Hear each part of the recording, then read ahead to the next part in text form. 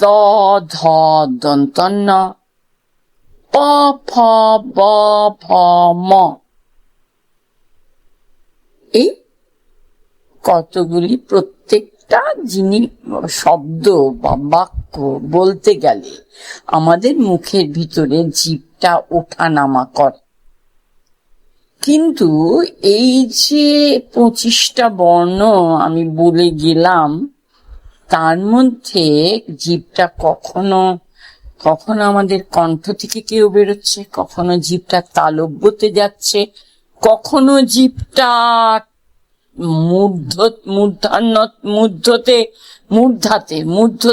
মূর্ধাতে গিয়ে লাগছে, কখনো দাঁতে লাগছে, কখনো। সেই জন্যে এগুলিকে আমাদের ব্যাকরণের ভাষায় আমরা এদের বলি স্পর্শবর্ণ। নমস্কার, সময় আপডেটস এর হাত ধরে বানান ঠাকুমা চলে এসেছে। এখন তোমাদের অ্যানুয়াল পরীক্ষা কারুর হয়েছে, কারুর তোমাদের মান্থলি পরীক্ষা আরম্ভ হয়েছে। যাই হোক, ঈদ আসছে, পয়লা বৈশাখ আসছে, খুব আনন্দ করে তোমরা দিন কাটাও, পড়াশোনা করো ইত্যাদি। আজকে আমি বেশি বানান নিয়ে বলবো না। আমার আজকাল মনে হচ্ছে তোমাদের বেশি বললে তোমরা এমনি লিখছো না বানান ঠাকুমা, আমাদের কি উপকার হচ্ছে? আর বেশি বললে তো আর কিছুটি করবে না।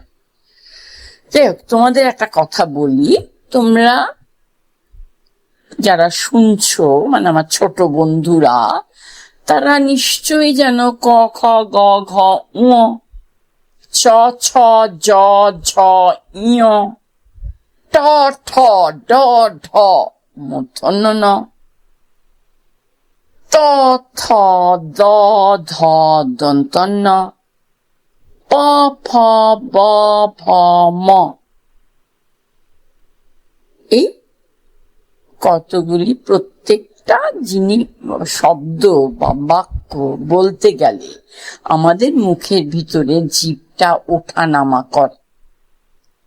কিন্তু এই যে 25টা বর্ণ আমি বলে গেলাম, তার মধ্যে জিভটা কখনো কখনো আমাদের কণ্ঠ থেকে কেউ বেরোচ্ছে, কখনো জিভটা তালব্যতে যাচ্ছে, কখনো জিভটা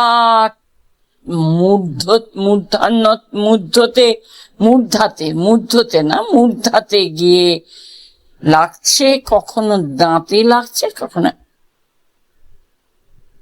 সেই জন্যে এগুলিকে আমাদের ব্যাকরণের ভাষায় আমরা এদের বলি স্পর্শবর্ণ।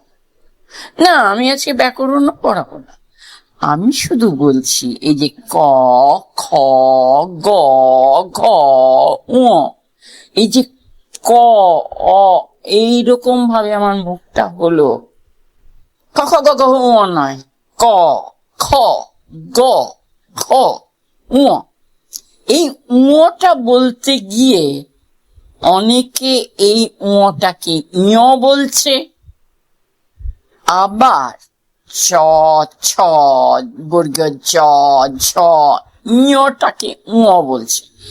এই দুটো বলাটাকে আমি বাড়ির বড়দের বলছি, একটু খেয়াল করে দেখবেন, কারণ ঙ ক খ গ ঘ ছাড়া কারুর মাথার উপরে বসে না।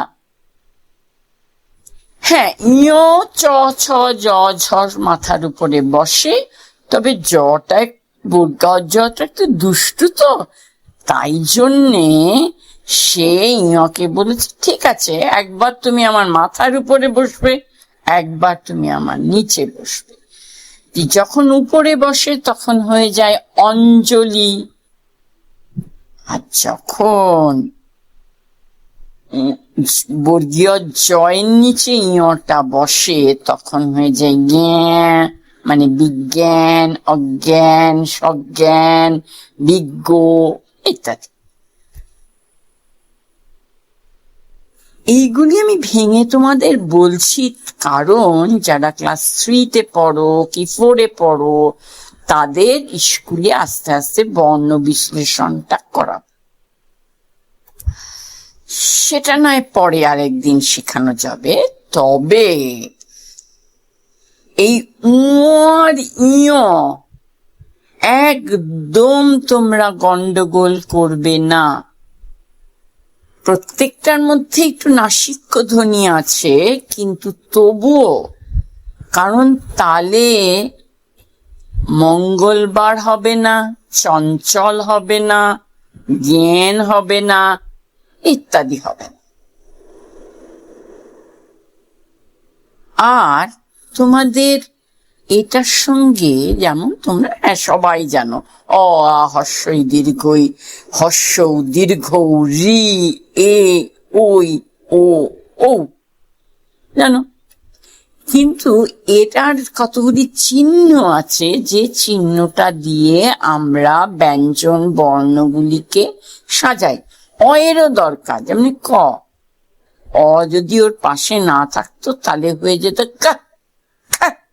এরম তো আমরা বলছি না, আমরা বলছি ক।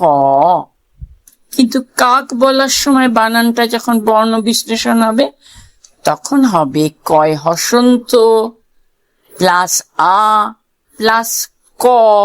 তুমি বলতে পারো তাহলে কাক হলো, কিন্তু কাক, ওখানে অটা দিতে হবে। ঠিক আছে, বর্ণ বিশ্লেষণটা আমি পরে আরেকদিন ভালো করে করব। এইখানে এই আর ইয়কে তোমরা কিন্তু ভীষণ ভাবে মনে রাখবে। তোমরা অনেকেই গান শেখো। গানের আরেক নাম গীত, আরেক নাম সঙ্গীত। এই সঙ্গীত বানানটা দন্ত স উয় গয় দীর্ঘিত হয়, আবার দন্ত স অনুসার গয় দীর্ঘিত হয়। এটা আমাদের সন্ধিযুক্ত শব্দে আছে, সেটা একটু বড় হলে তোমরা শিখবে। তোমরা যেটা এখন করবে, যাদের পরীক্ষা হয়ে গেছে, তারা একটা খাতাতে অ আ হর্ষই দীর্ঘই, হর্ষৌ দীর্ঘৌ, রি এ ওই ও ও খাতায় উপরে লিখে নিয়ে তার পাশে আরেকটা, প্রত্যেকটা আলাদা করে কলম করবে, পাশে করবে মিশ্র শব্দ। মানে অনেকগুলি শব্দে আছে, একারও আছে, হস্যিকারও আছে। এইগুলিকে যদি তোমরা যেগুলি পড়ে এসছো, সেই শব্দগুলিকে অয়ের তলায়, ধরো কলস আছে, আমরা কলস বলি, ওকারটা আসল উচ্চারণ হবে না, তুমি অয়ের তলায় বসালে। এবার আছে কাক, আয়ের তলায় বসালে। এরম করতে করতে করতে করতে মিশ্রটায় কি বসাবে? গিয়েছিলাম। হর্ষইকার, অন্তস্থ একার, আবার হর্ষইকার, তারপরে আকার ম। এরম করে দেখো, তোমাদের বানান ভুলটা কিন্তু অনেক কম হবে। তোমরা খুব ভালো থেকো। আমি আজকে আর বেশি বলছি না।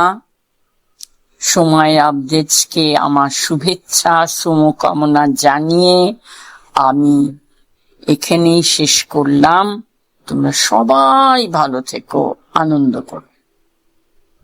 পয়লা বৈশাখে নতুন জামা কাপড় বা ঈদে হতেই পারে, হবেও। তার সঙ্গে মাসি পিসি জ্যাঠা কাকাকে ধরে একটা বই কিনে নিও, গল্পের বই, যেটা পড়তে পারবে। তোমরা ইংরেজি গল্পের বই পড়ো, পড়বেই, পড়তেই হবে। বাংলা গল্পের বই একটা কিনে নেবে মনোমতো, ঠিক আছে?